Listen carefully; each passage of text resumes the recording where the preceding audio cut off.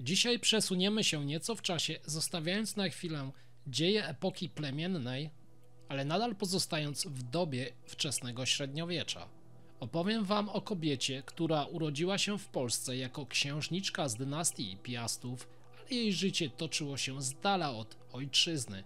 Była królową Szwecji, matką królów Danii, a nawet babką królowej Francji oraz łącznikiem między dynastiami słowiańskimi, skandynawskimi i frankijskimi. Czy zatem bohaterka tego filmu nie poszła trochę w ślady żyjącej wcześniej od niej Świętosławy? A mowa tutaj o Ryksie Bolesławównie. Postać niemal zapomniana w polskiej świadomości historycznej, ale absolutnie kluczowa w historii Europy Północnej XII wieku. Zapraszam na ten film. Ryksa przyszła na świat najprawdopodobniej około roku 1116 jako najstarsza córka Bolesława III Krzywoustego i Salomei z Bergu. Czasami jako datę jej narodzin podaje się rok 1106, a również same źródła z epoki średniowiecza milczą na temat tego, kto tak naprawdę był jej matką. I już tutaj pojawia się nam pierwsza z zagadek dotycząca jej życia, gdzie metodą dedukcji uznaje się jej matkę za właśnie Salomeę. Od najmłodszych lat była narzędziem polityki dynastycznej. W tamtych czasach córki książąt były kartą przetargową w dyplomacji. Ich śluby cementowały sojusze, ich dzieci umacniały wpływy różnych rodów. Ryksa była wyjątkowa.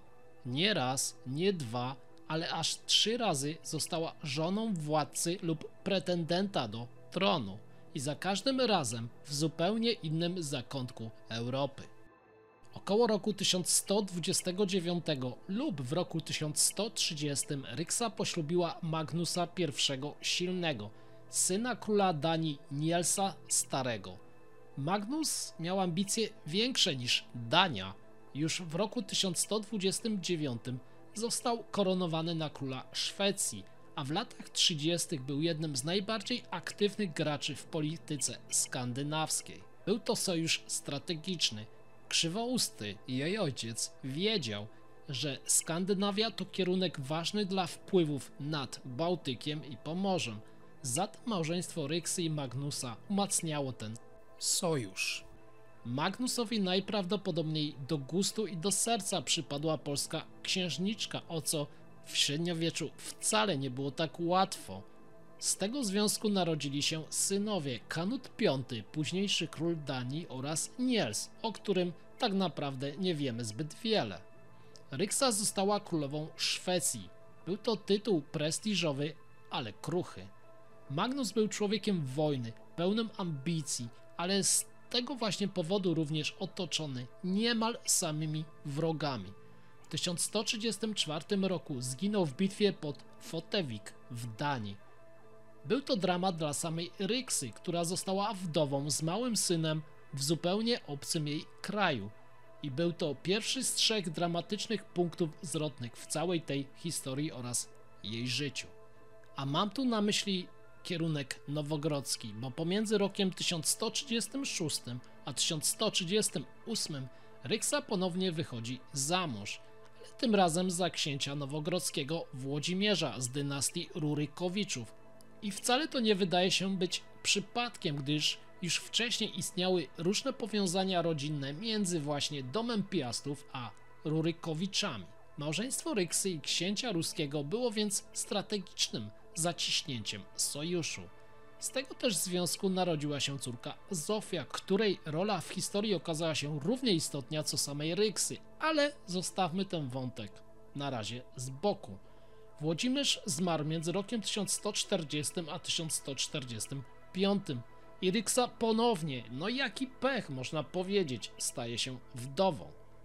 Drugi raz traci męża, drugi raz została sama z dzieckiem, a jednak znowu podniosła się z tego dramatu.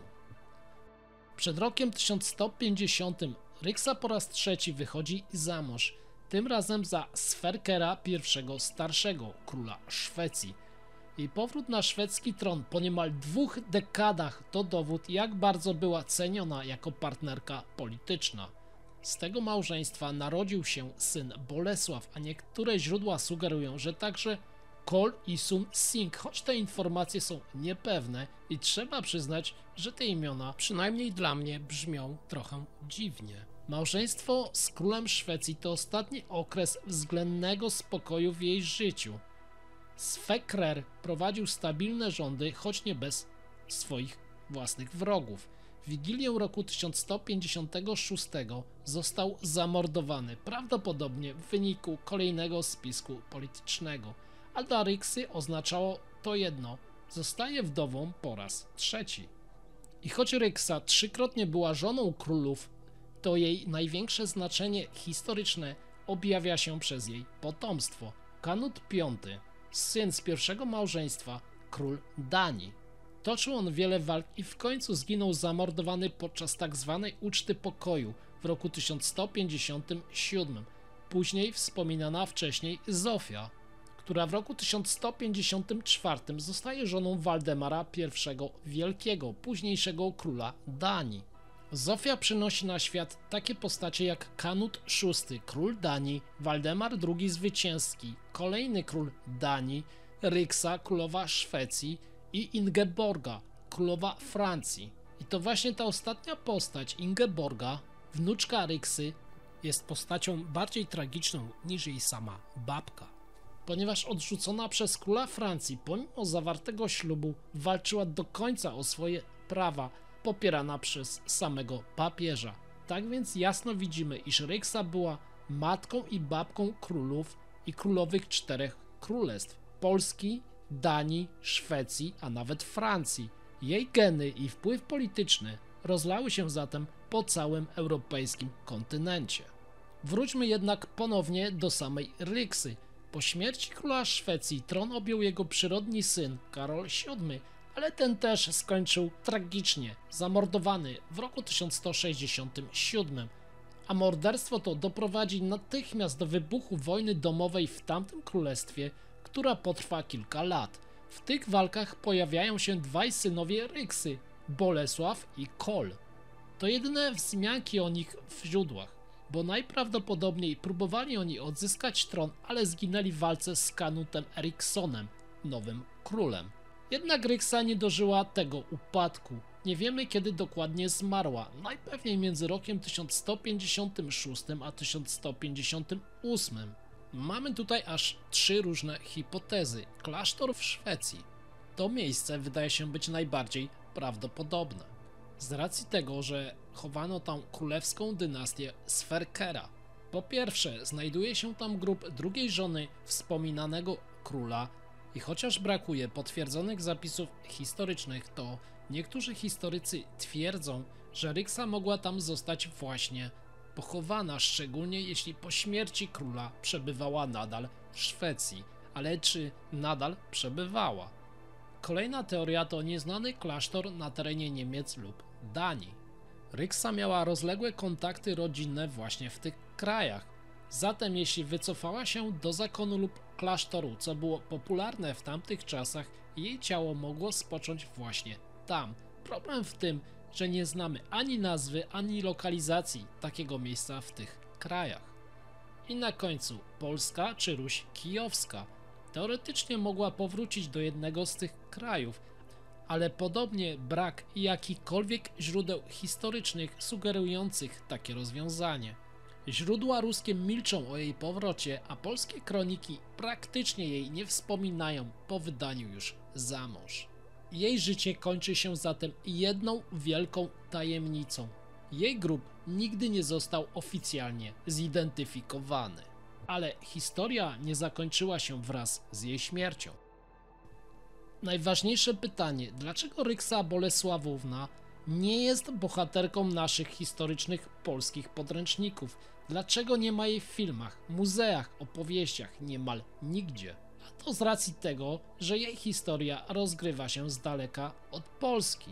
A być może dlatego, że była kobietą, a może jeszcze dlatego, że jej życie nie mieściło się w prostym schemacie: księżniczka, królowa, matka Polka. Ale Ryksa to najważniejsza polska kobieta XII wieku na arenie międzynarodowej. Królowa aż 3 krajów, matka władców, babka dynastii.